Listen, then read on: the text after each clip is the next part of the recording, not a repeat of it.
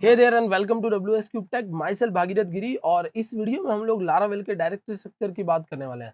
सो इस लारावेल की सीरीज के अंदर सबसे पहले हम लोगों ने देखा था कि लारावेल क्या है, और फिर हमने देखा कि लारावेल को कैसे अपने लोकल सिस्टम पे इंस्टॉल किया जाता है। तो चलिए देखते हैं कि लारावेल का डायरेक्टरी स्ट्रक्चर कैसे काम करता है और लारावेल की डायरेक्टरीज में हमें क्या क्या चीजें मिलती है। तो लास्ट वीडियो में मैंने htdocs वाले फोल्डर के अंदर ये WS क्यूब टेक नाम से लारावेल का एक ऐप इंस्टॉल किया था। और हम लोग क्या करेंगे, इस ऐप के अंदर जाएंगे और यहाँ पर ये जो ऊपर नेविगेशन है, यहाँ पर आपको क्लिक करना है और फिर लिखना है CMD। इससे क्या होगा गाइज, ये जो आपका फोल्डर है वो अटैच हो जाएगा, यानी उस फोल्डर का पाथ जो है वो कमांड प्रॉम्प्ट पे ओपन हो जाएगा। और ये आपका जो है फोल्डर यहाँ पर दिख रहा है आपको, htdocs WS क्यूब टेक। अब हमें क्या करना है, तो अब हमें सबसे पहले यहाँ पर लिखना है PHP आर्टिसन एंड सर्व। और जैसे ही आप एंटर प्रेस करोगे PHP आर्टिसन सर्व लिख के, आपके सामने जो लारावेल का ऐप है जो अभी हमने इंस्टॉल कर रखा है WS क्यूब टेक नाम से, ये एक होस्ट पर ओपन हो जाएगा। तो देखिए कुछ थोड़ा सा टाइम ले रहा है और इस URL पर ये ओपन हो चुका है। ओके, वापस एक बार लिख देता हूँ PHP आर्टिसन सर्व, बिकॉज आपको इसको क्लोज नहीं करना है। ये डिप्लॉयमेंट सर्वर जो है, ये डेवलपमेंट सर्वर ऑन रहना चाहिए। और इस वाले को आपको क्या करना है, कॉपी कर लेना। तो यहाँ से कॉपी कर लेते हैं हम लोग और इसको ओपन कर लेते हैं इधर हमारे ब्राउजर में। तो जैसे आप ओपन करोगे, ये जो आपने ऐप इंस्टॉल किया था ये ओपन हो जाएगा। और यहाँ पर देखिए जैसे लिखा हुआ है welcome to WS cube tech. और अब मैं क्या करता हूँ, मैं एक बार यहाँ पर जाता हूँ फिर से, और ये जो मेरा पूरा के पूरा ऐप है इसको मैं यहाँ पर हमारे कोड एडिटर में लगा देता हूँ। ठीक है, तो देखिए ये आ गया हमारे कोड एडिटर के अंदर और ये आपके ऐप का स्ट्रक्चर है। तो यहाँ पर आप देख सकते हो डायरेक्टरी स्ट्रक्चर। अब देखिए सबसे पहले जो इसके अंदर फोल्डर है वो है हमारा ऐप फोल्डर। अब गाइज ये जो ऐप फोल्डर है वो मोस्ट इंपॉर्टेंट फोल्डर है, चाहे आप बिगिनर हो चाहे आप एडवांस लेवल पर हो, ये जो फोल्डर है आपकी बहुत हेल्प करेगा। तो सबसे पहले ऐप के अंदर जो हमारी डायरेक्टरी है वो है कंसोल, और कंसोल में हमारा कर्नल.php। कर्नल.php जो है वो क्या काम करता है, वो काम करता है कुछ कस्टम कमांड्स को होल्ड करने के लिए, कुछ कस्टम आर्टिसन कमांड्स को होल्ड करने के लिए। जैसे अभी हम लोगों ने एक कमांड हिट किया था PHP आर्टिसन सर्व, ये क्या है, प्री इंस्टॉल्ड कमांड है या प्री बिल्ड कमांड है, पहले से ये बना हुआ था। बट ऐसे कहीं सारे कमांड इन फ्यूचर हमें भी बनाने की जरूरत पड़ती है, तो हम यहाँ पर बना सकते हैं।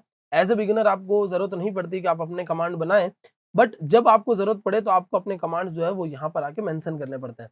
देन हमारी आती है एक्सेप्शन वाली डायरेक्टरी, और इसमें हैंडलर.php, ये जो है वो हमारे कस्टम हैंडलर्स बनाने के काम आती है। कस्टम हैंडलर्स का मतलब क्या हो गया, तो जब भी आपके प्रोग्राम में, जब भी आपकी वेबसाइट में कोई एक्सेप्शन आएगी, जब भी कोई रन टाइम एरर आएगी, तो उसको हैंडल करना अगर आप चाहते हो तो यहाँ पर हैंडलर्स आप डिफाइन कर सकते हो। ये भी एज ए बिगिनर आप लोगों को जरूरत नहीं पड़ने वाली। बट ये जो फोल्डर है HTTP, इसकी आपको जरूरत हमेशा पड़ेगी, चाहे आप बिगिनर हो चाहे आप एडवांस हो। बिकॉज यहाँ पर हमारे वेब ऐप का, हमारे ऐप का या हमारे इस वेबसाइट का जो फंडामेंटल कंसेप्ट है, यानी MVC, मॉडल, व्यू और कंट्रोलर। ठीक है, तो जो कंट्रोलर्स होते हैं वो हमेशा HTTP वाले फोल्डर के अंदर रखे जाते हैं, और जो मॉडल होता है वो ऐप वाले फोल्डर में रखा जाता है।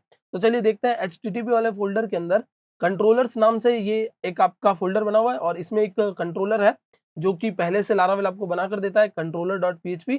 और ये क्या कर रहा है, एक्सटेंड कर रहा है बेस कंट्रोलर को। ठीक है, तो एक बेस कंट्रोलर बना हुआ है और उसको ये एक्सटेंड करता है इधर।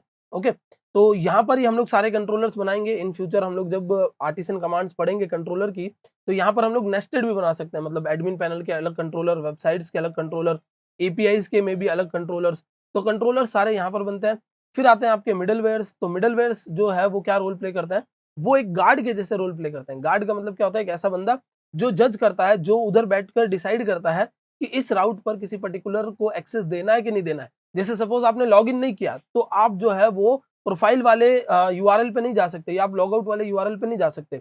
तो ऐसे जो मिडलवेयर्स होते हैं वो यहाँ पर बनाए जाते हैं। और कुछ मिडलवेयर्स आपको पहले से बने हुए भी दिखेंगे जो लारावेल अपने कोर में भी यूज करता है, और कुछ मिडलवेयर्स जो लारावेल हमको ऑथेंटिकेशन का पैकेज देता है। मतलब लारावेल आपको एक ऐसा पैकेज देता है जिसकी मदद से आप पूरी वेबसाइट का ऑथ लगा सकते हो। ऑथ यानी ऑथेंटिकेशन, जिसमें लॉग इन, साइन आउट और ये सारी चीजें, फॉरगेट पासवर्ड, चेंज पासवर्ड, ये सब कुछ लारावेल बनाया देता है।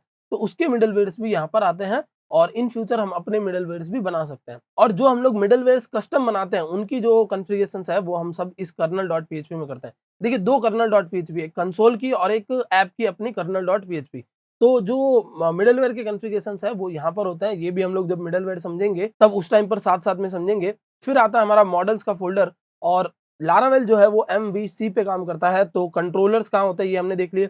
अब आती है मॉडल्स की बारी। तो मॉडल्स जो है वो यहाँ पर रखे जाते हैं। तो ये हमारी मॉडल की डायरेक्टरी है और इसमें सबसे पहला जो मॉडल बना हुआ है वो है user.php। अब इस user.php का क्या मतलब है? तो user.php एक यूजर नाम की टेबल है डेटाबेस में, उसको क्या करता है? रिप्रेजेंट करता है, ठीक है? तो आपको जितना भी डेटाबेस का काम होगा वो सारी ये user.php आपके लिए करवाएगी। इसी तरीके से हम लोग अपने और मॉडल्स बना सकते हैं। सपोज हमारी वेबसाइट में प्रोडक्ट है, सपोज हमारी वेबसाइट में कैटेगरीज है, कलर्स हैं, फैब्रिक्स हैं, इन सभी चीज़ों के लिए हम अलग-अलग मॉडल्स बना सकते हैं।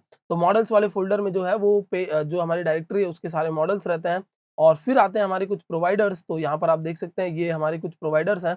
प्रोवाइडर्स जो है वो क्या करते हैं? आपको सर्विसेज़ प्रोवाइड करते हैं, ठीक है? तो आप ऐप में जितने भी एक्सटर्नल या इंटरनल पैकेजेस यूज़ करोगे उन सभी के प्रोवाइडर्स यहाँ पर आपको मिल जाएँगे। ओके, तो ये राउटिंग सर्विस प्रोवाइडर्स ये सारे इधर हैं और ये हमारे ऐप डायरेक्टरी की यहाँ तक बात खत्म हो गई। अब उसके बाद जो आती है वो हमारी होती है बूटस्ट्रैप डायरेक्टरी। अब देखिएगा इस बूटस्ट्रैप जब भी एक वेब डेवलपर को समझ में आता है, जब भी एक वेब डेवलपर सुनता है, तो उसको यही लगता है कि ये जो बूटस्ट्रैप है वो रिप्रेजेंट कर रहा है सीएसएस वाले उस फ्रेमवर्क को, बट नहीं, बूटस्ट्रैप का एक्चुअल मतलब ये नहीं होता। बूटस्ट्रैप का मतलब होता है कि किसी भी एप्लीकेशन को या किसी भी काम को तुरंत एकदम क्विकली स्टार्ट करना, ठीक है? ये बूटस्ट्रैप का मतलब होता है। तो आपके इस ऐप में जो बूटस्ट्रैप वाला फ़ोल्डर है, वो आपकी इस चीज़ में हेल्प करेगा। मतलब आपके इस वेबसाइट के अंदर या लारावेल के इस एप्लीकेशन को स्पीड अप करने का जो काम है, वो कौन करेगा? ये हमारा बूटस्ट्रैप वाला फ़ोल्डर करेगा और इसमें कैश नाम से आप ये एक कैसे नाम से डायरेक्टरी देख सकते हो। ये क्या करेगी इन फ्यूचर कैसे स्टोर करेगी ताकि जब भी हम लोग किसी राउट्स पे जाना चाहें तो हर बार जो है वो राउटिंग का इंटरनल लॉजिक ना कॉल होके कैश से कॉल हो जाए ताकि स्पीड बनी रहे और आपका जो ऐप का परफॉर्मेंस है वो अच्छा रहे, ठीक है? और फिर यहाँ पर आपका app.php है, ये app.php जो है वो आपके ऐप को हैंडल करने के लिए देखिए आप यहाँ पर पढ़ भी सकते हैं, चीज़ें यहाँ लिखी हुई है कि कौन-सी फ़ाइल कौन-सा काम कर रही है, ठीक है? तो बूटस्ट्रैप वाली जो डायरेक्टरी है, वो ये सारे काम करती है। देन आता है आपका कॉन्फ़िग वाला फ़ोल्डर और कॉन्फ़िग वाले फ़ोल्डर में जो है वो सारी कॉन्फ़िगरेशन स्टोर होती है, ठीक है? देखिए ना हम बूटस्ट्रैप वाले फ़ोल्डर में कुछ ऐड ऑन करेंगे, ना हम कॉन्फ़िगरेशन वाले फ़ोल्डर में कुछ ऐड ऑन करेंगे। इनिशियली एज़ अ बिगिनर आपको इन सारे फ़ोल्डर्स में कुछ या इन सारी डायरेक्टरीज़ में कुछ ऐड ऑन करना या एडिट करना, अपडेट करना, इनकी ज़रूरत नहीं पड़ेगी। बिकॉज़ यहाँ पर हम लोग बेस लेवल पे बात करें, तो बेस लेवल पर एक बिगिनर को मॉडल, व्यू और कंट्रोलर पर ही काम करना पड़ता है। तो आप लोग ये सारी चीज़ें मत सोचिएगा कि इतनी सब कुछ हम चीज़ें याद रखेंगे तो फिर बहुत कन्फ्यूज़न हो जाएगा, कैसे याद रख पाएँगे कि बूटस्ट्रैप है, कॉन्फ़िग है। ये सारी चीज़ें याद नहीं रखनी, बस समझना है ताकि हमें पता रहे कि हमारा जो डायरेक्टरी स्ट्रक्चर है वो कैसे काम कर रहा है। ओके, तो कॉन्फ़िग वाला ये हमारा डायरेक्टरी हो गई, इसमें आप देख सकते हो ये सारी कॉन्फ़िगरेशन फ़ाइल है, जैसे मेल की कॉन्फ़िगरेशन करवानी है, हैशिंग कॉन्फ़िगरेशन करवानी है, ऑथेंटिकेशन, ऐप की कॉन्फ़िगरेशन, कैशे की कॉन्फ़िगरेशन करनी है, वो सारी चीज़ें यहाँ पर रहेगी। इन फ्यूचर जब हम लोग गूगल लॉगिन करवाएँगे, फेसबुक लॉगिन करवाएँगे, तब भी जो है वो सारे के सारे कॉन्फ़िगरेशंस जो है वो इस config वाले फ़ोल्डर में रहेंगे और यहाँ पर उसकी डेडिकेटेड फ़ाइल बनेगी। ओके, देन आ जाता है हमारा डेटाबेस का फ़ोल्डर जो कि एक बहुत इंपॉर्टेंट रोल प्ले करता है। मॉडल, व्यू और कंट्रोलर के बाद यहाँ पर डेटाबेस में माइग्रेशन नाम से एक आपको डायरेक्टरी दिख रही होगी। ये माइग्रेशन वाली डायरेक्टरी गाइस क्या करती है? ये आपके डेटाबेस के टेबल्स हैंडल करती है। डेटाबेस के टेबल्स हैंडल करना मतलब कि डेटाबेस में अब तक हम लोग क्या करते थे? पीएचपी माय एडमिन में जाते थे, वहीं पर टेबल्स बनाते थे, बट नहीं, अब हमें क्या करना है? हमें यहीं से डेटाबेस मैनेज करवा लेना है, ठीक है? तो माइग्रेशन उसमें आपकी हेल्प करेगा। फैक्ट्रीज़ और सीडर जो है वो आपको फेक डेटा क्रिएट करने में हेल्प करेंगे। फेक डेटा का मतलब है कि जब हम लोग वेबसाइट टेस्टिंग मोड में चला रहे होते हैं, तब ऑब्वियसली हमारे पास डेटा नहीं होता, तो हम लोग एक फेक डेटा क्रिएट कर सकते हैं, ओके? देन हमारे पास आता है पब्लिक हमारी पब्लिक डायरेक्टरी। पब्लिक डायरेक्टरी में आपकी एचटीएक्सेस रहती है, इंडेक्स.पीएचपी फाइल रहती है। तो ये वो फाइल है जो सबसे पहले लोड होती है। मतलब आपने जब यहाँ पर ये लिखा था, ठीक है? या आप सपोज़ ये भी लिख सकते हैं लोकल होस्ट और डब्ल्यूएस क्यूबटेक जैसे हम लोग अब तक ट्रेडिशनली सारे ऐप्स रन करते थे, वैसे भी आप लिख सकते हैं बट एक शर्त है कि आपको यहाँ पर पब्लिक लिखना पड़ेगा, ठीक है? तब ये क्या करेगा ऐप को रन करेगा। तो पब्लिक के अंदर ये जो index.php है वो ऐप की सबसे पहली फाइल होती है और वो यहाँ पर भी रन हो रही है और इधर भी रन हो रही है, ठीक है? फिर आती है हमारी robot.txt ये सारी फाइल्स जो है वो search engine optimisation related files हैं और फिर आ जाती है हमारी मोस्ट इंपॉर्टेंट फाइल राउटिंग, ठीक है? तो अब आप क्या करोगे मॉडल से व्यू पर या कंट्रोलर से व्यू पर जाओगे या यूजर को कोई पेज खुलवा कर दिखाओगे। जैसे ये पेज आप देख सकते हो, यहाँ पर लिखा हुआ है और जैसे मैं मैंने पब्लिक स्लैश लिखा तो मेरे सामने एक पेज खुल गया। तो वो पेज कहाँ से खुल रहा है? वो पेज खुल रहा है web.php की मदद से। बिकॉज़ देखिए web.php में क्या बताया जैसे ही इधर स्लैश आए तो क्या करना है वेलकम नाम का एक पेज खुलवा देना है, ठीक है? वेलकम नाम का एक पेज कहाँ पर रखा हुआ है? तो वो जो वेलकम नाम का पेज है वो है रिसोर्सेज, रिसोर्सेज में व्यू और व्यू के अंदर आप देख सकते हो welcome.blade.php सो गाइस ब्लेड जो है वो क्या है, एक टेम्पलेट इंजन है लारावेल जो आपको एक प्रोवाइड करता है। इसके बारे में भी हम लोग एक डेडिकेटेड वीडियो में बात करेंगे।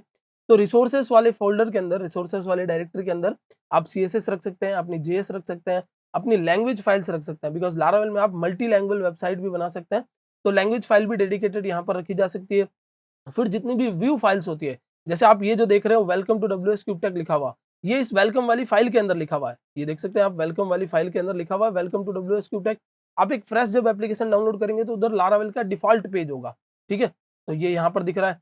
तो ये व्यू वाले फ़ोल्डर में हम लोग क्या करते हैं, इन फ्यूचर अलग-अलग डायरेक्टरीज़ बनाकर, जैसे फ्रंट एंड के लिए अलग डायरेक्टरीज़, एडमिन के लिए अलग डायरेक्टरीज़ और इस तरीके से अलग-अलग डायरेक्टरीज़ बनाकर इसके अंदर स्टोर करते हैं, ठीक है? तो ये हमारा रिसोर्सेज़ हो गया। देन राउट्स की बात कर रहे थे हम। तो राउट्स में वेब डॉट पीएचपी जो है वो वेबसाइट के राउट्स हैंडल करती है और हमारी एपीआई डॉट पीएचपी एपीआईज़ के राउट्स हैंडल करती है। तो आपको एपीआईज़ के राउट्स अलग बना लेना है और वेबसाइट के राउट्स अलग बना लेना है, ताकि कोई कन्फ्यूज़न ना हो। सेम नाम के राउट्स भी वो कॉन्फ्लिक्ट ना करे, ओके? और फिर हमारे पास यहाँ पर channels dot PHP, console dot PHP, ये जो है वो क्या करेगी, चैनल्स डॉट पीएचपी अगर आप इन फ्यूचर कोई ब्रॉडकास्टिंग करवाते हो आपके ऐप से, तो उनमें हेल्प करेगी आपकी, जो कि एज़ अ बिगिनर आपको ज़रूरत नहीं पड़ेगी। एज़ अ बिगिनर काफ़ी लोग वेब डॉट पीएचपी के अलावा कुछ यूज़ ही नहीं करते, बिकॉज़ वो लोग लारावेल पे एपीआईज़ भी नहीं बनाते उतना जल्दी, ठीक है? जब आप थोड़ा-सा एक्सपीरियंस्ड हो जाते हैं, तब ऑब्वियसली आप एपीआईज़ वगैरह बनाना शुरू करते हैं लारावेल पे, तब आप एपीआईज़ डॉट पीएचपी पे आ जाते हैं, ठीक है? फिर हमारी सर्विसेज़ वाली डायरेक्टरी है, तो ये क्या कर रही है, ये आपके वेबसाइट के सर्विसेज़ हैंडल कर रही है। देखिए, जैसे यहाँ पर डब्ल्यूपी एडमिन करके एक फ़ोल्डर आया हुआ है, ये काफ़ी सारे और फ़ोल्डर्स हैं, ठीक है? तो ये आपके वेबसाइट के सर्विसेज़ हैंडल करने के लिए। देन हमारी स्टोरेज की डायरेक्टरी हो गई, तो स्टोरेज वाली डायरेक्टरी क्या करेगी, आपके वेबसाइट के स्टोरेज को हैंडल करेगी। स्टोरेज को हैंडल करना मतलब कि आपका इन फ्यूचर आपकी कोई डाउनलोडेबल फाइल्स होगी या फिर सपोज़ आप कोई रिज़्यूम वगैरह अपलोड करवाते हो, तो वो सारी चीज़ें आप क्या करोगे, स्टोरेज वाली डायरेक्टरी के अंदर अलग से स्टोर करके रखोगे। तो इसके बाद जो है हमारी टेस्ट वाली डायरेक्टरी में हम लोग क्या करते हैं, यूनिट टेस्ट केसेस लिख सकते हैं। जैसे सपोज़ आप अपनी वेबसाइट को ऑटोमेशन टेस्टिंग पर चलाना चाहते हो, वेबसाइट की टेस्टिंग करना चाहते हो, तो वो जो भी टेस्ट केसेस हैं, वो सारे आप यहाँ पर लिख सकते हो, जो कि एज़ अ बिगिनर हमको ज़रूरत नहीं पड़ती। काफ़ी एडवांस लेवल तक भी मैंने देखा है कि लोग जो है वो टेस्ट केसेस अपने आप से नहीं लिखते, तो इसकी भी आपको इतनी ज़्यादा सोचने की ज़रूरत नहीं है। तो जो आपको मेन डायरेक्टरीज़ ध्यान रखनी है वो है ऐप डायरेक्टरी, हमारी रिसोर्सेज़ वाली डायरेक्टरी, राउट्स वाली directory and that's it. Database के अंदर एक और फ़ोल्डर है जो कि है माइग्रेशंस का, बस। इसके अलावा आपको कुछ और चीज़ें ध्यान नहीं रखनी। जैसे आगे आप देखेंगे तो वेंडर करके एक फ़ोल्डर बना हुआ है। वेंडर क्या करता है? वेंडर जो है, जैसे नाम से पता चलता है, ये कुछ प्रोवाइड करेगा। वेंडर्स जो होते हैं रियल लाइफ़ में क्या करते हैं? कुछ प्रोवाइड करते हैं ना। तो जितनी भी हमारी सर्विसेज़ हैं, उनके लिए जो फाइल्स हैं, जो पैकेज की जो फाइल्स हैं, वो सारी ये खुद प्रोवाइड करता है। देखो, यहाँ पर लारावेल का पैकेज जो है उसके लिए लिखा हुआ है, पीएचपी के और सारी चीज़ें, और इन फ्यूचर हम लोग अगर गूगल लॉगिन करवाते हैं या फिर हम लोग कोई पेमेंट गेटवे इंटीग्रेट करते हैं, तो उन सभी के जो पैकेजेस हैं वो कहाँ पर होंगे? यहाँ पर वेंडर में होंगे, ओके? देन आप यहाँ पर देखेंगे ईएनवी करके, ये एक आपकी फाइल बनी हुई है। अब जो उसके बाद जो फाइल आती है, मतलब जो मैंने इम्पोर्टेंट आपको याद रखने के लिए बोली है, उसके बाद ये एक फाइल है एनवायरनमेंट फाइल। इस फाइल में भी हम लोगों को जो है यहाँ पर सारी चीज़ें लिखनी पड़ती है, बिकॉज़ ये जो फाइल है वो आपके वेबसाइट का एनवायरनमेंट सेटअप करती है। आपकी वेबसाइट का नाम क्या है? वेबसाइट अभी किस एनवायरनमेंट पे चल रही है? वेबसाइट का जो यूआरएल है वो क्या है? ठीक है? कनेक्शन डिटेल्स क्या है? अगर आप मेल भेजते हो तो मेल के यहाँ पर डिटेल्स आपको भेजनी पड़ती है। अगर आप एडब्ल्यूएस पे वर्क कर रहे हो तो उसके लिए आप यहाँ डिटेल्स डालते हो। अगर आप गूगल लॉगिन करवा रहे हो तो आपके गूगल के जो सीक्रेट आईडी, पासवर्ड वगैरह है, वो सारे आपको यहाँ पर स्टोर करने होते हैं। तो ये आपके एनवायरनमेंट सेटअप करने के लिए।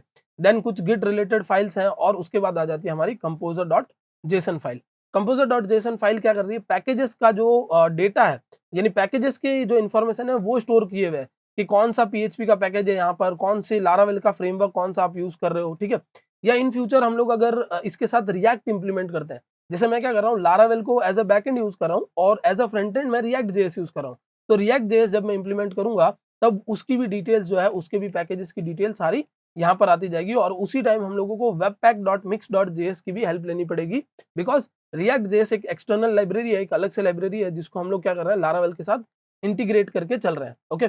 देन हमारी server.php फाइल है। server.php जो है वो हमारे ऐप को एग्जीक्यूट करने में हेल्प करती है। वो बताती है कि कौन सी डायरेक्टरी में जाकर ऐप को जो है वो रन होना है। और readme.md फाइल जो एक ऑप्शनल फाइल है, जिसमें आप चाहें तो अपना कुछ कोड लिख सकते हैं।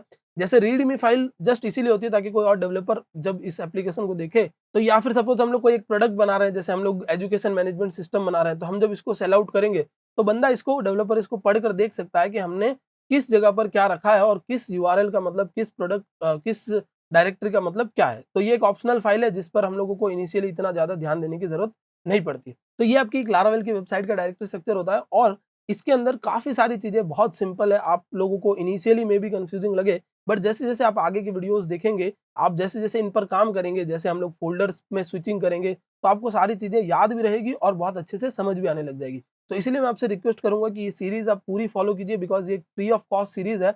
एक प्रीमियम कोर्स डब्ल्यूएस क्रिप्टेक आप लोगों के लिए एकदम फ्री लेके आया है। सो आई होप गाइज़ ये सारा कांसेप्ट आपको अच्छे से समझ में आ गया होगा और अगर आप चैनल पे नए हो तो चैनल को सब्सक्राइब कर लीजिए ताकि लारावेल के सारे वीडियोज़ का अपडेट आपको मिलता जाए। That's it for this video. Thank you so much for watching.